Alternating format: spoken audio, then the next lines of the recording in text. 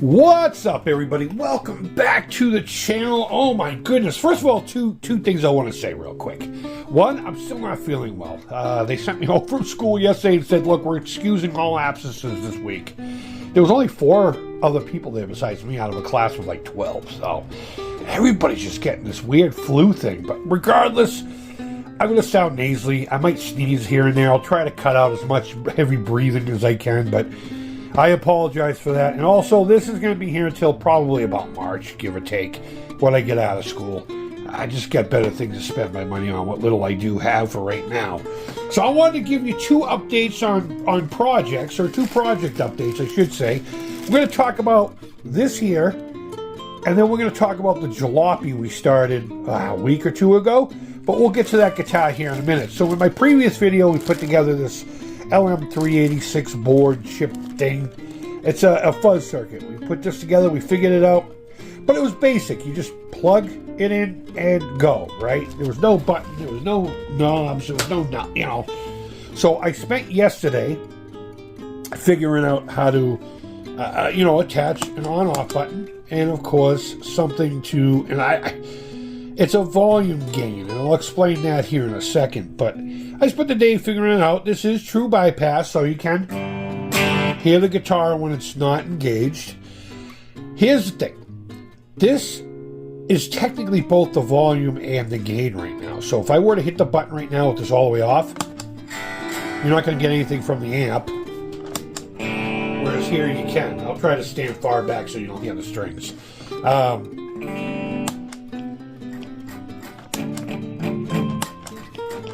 So you get what I'm talking about.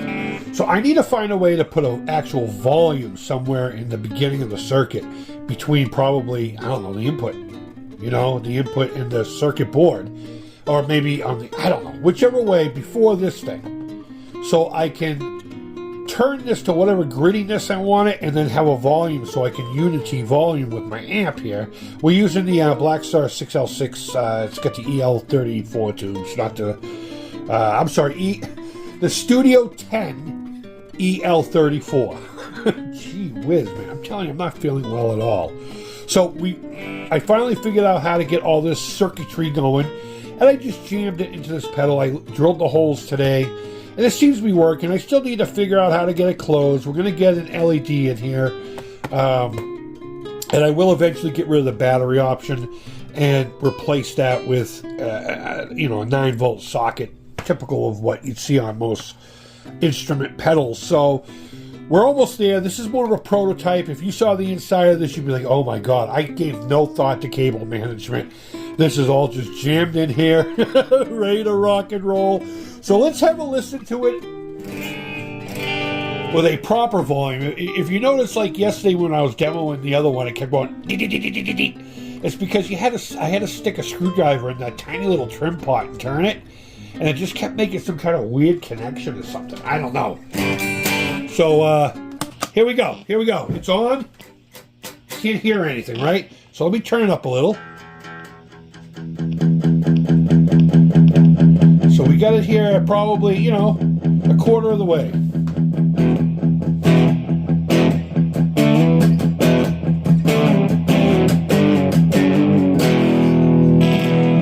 All right, let's go right here.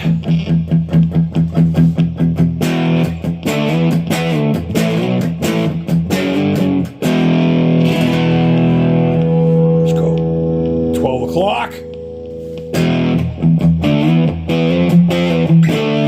Oh, by the way, I'm on my bridge pickup, humbucker equipped ES335 copy by Glary. With late 70s, early 80s Hondo humbuckers. That scratchiness is coming from the pedal. It's trying to pick up radio signals.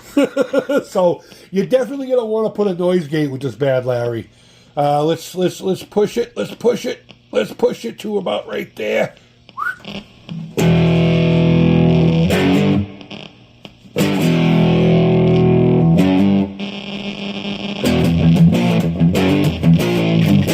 It's actually cutting out a little bit.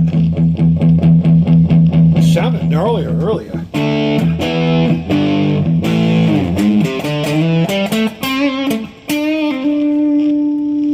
Yeah, it's kind of dying out on me.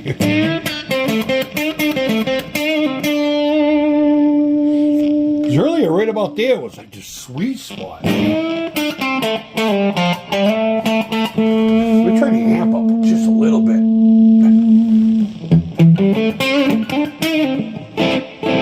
All right, well, there's a flaw in there somewhere. I'm not going to be able to figure it out right now, but there you go. I got it as a working thing. Maybe there's a connection that went loose or something. I know I had to resolder the in on here because when I was putting it together, it just broke off. I got frustrated. I was like, "Arr!" You know. So it works. There we go. Let's give it a little neck pickup.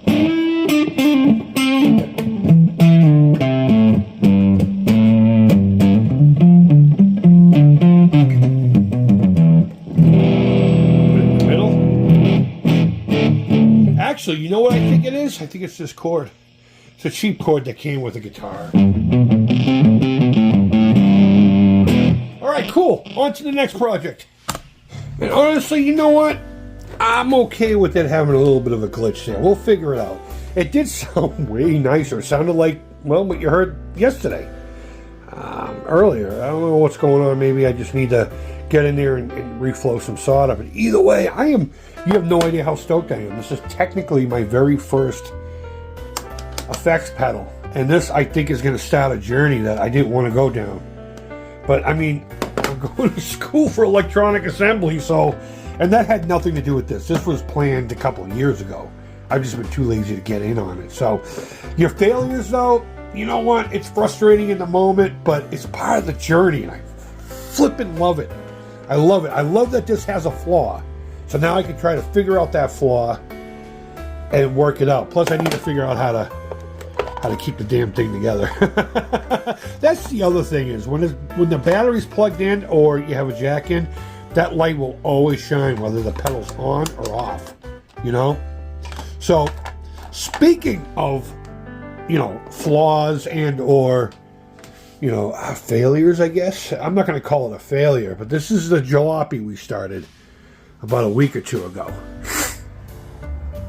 And I was going to get it set up for a video today. And I pulled out my nuts. Not my nuts. I pulled out a nut. And I was going to start working it. The fretboard's fine. I played with the fretboard a long time ago. I gave it another little rocker test. It should be fine. I might have to do some spot, whatever. This is it's an experimental project, so I don't care. I just wanted to get it playing, hear it, because I have plans for this neck for something else. But in the meantime, I did all this.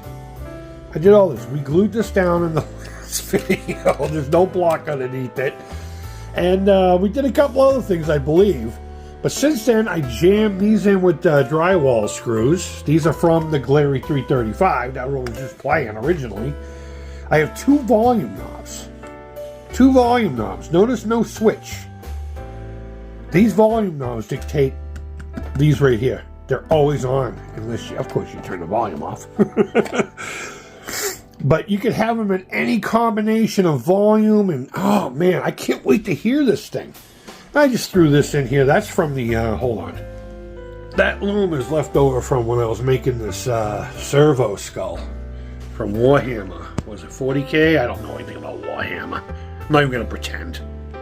But regardless, this is part of the pickguard that was originally on it, and I have a whole bunch of this gaffer tape on it. So I cut it to just do this, and it just looks stupid. It just looked dumb. See? And then I kind of stylized it, just tried it. I don't know, maybe that looks okay. Maybe it doesn't. Maybe I'll go with it. Either way, I prefer this look. I was thinking about just doing something cool inside here. But regardless, what is the problem? Why can't we just finish this and play it today?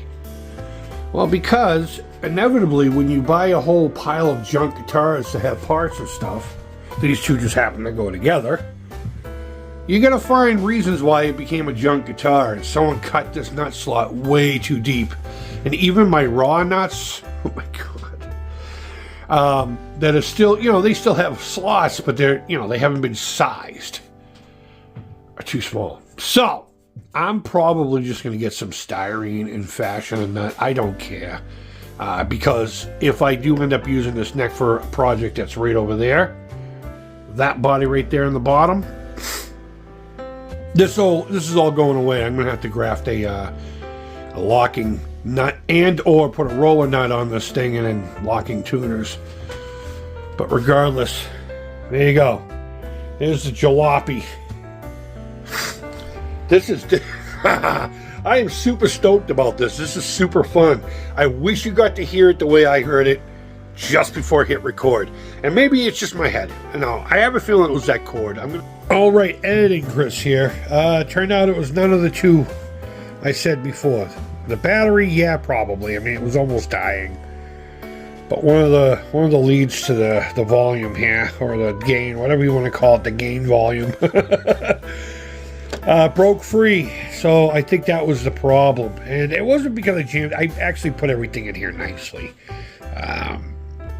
But, so I'm going to have to try to figure that out. This is actually secured in here with hot glue, so I don't know how I'm going to make it happen. But guess what? I'm going to make it happen because I want this to happen.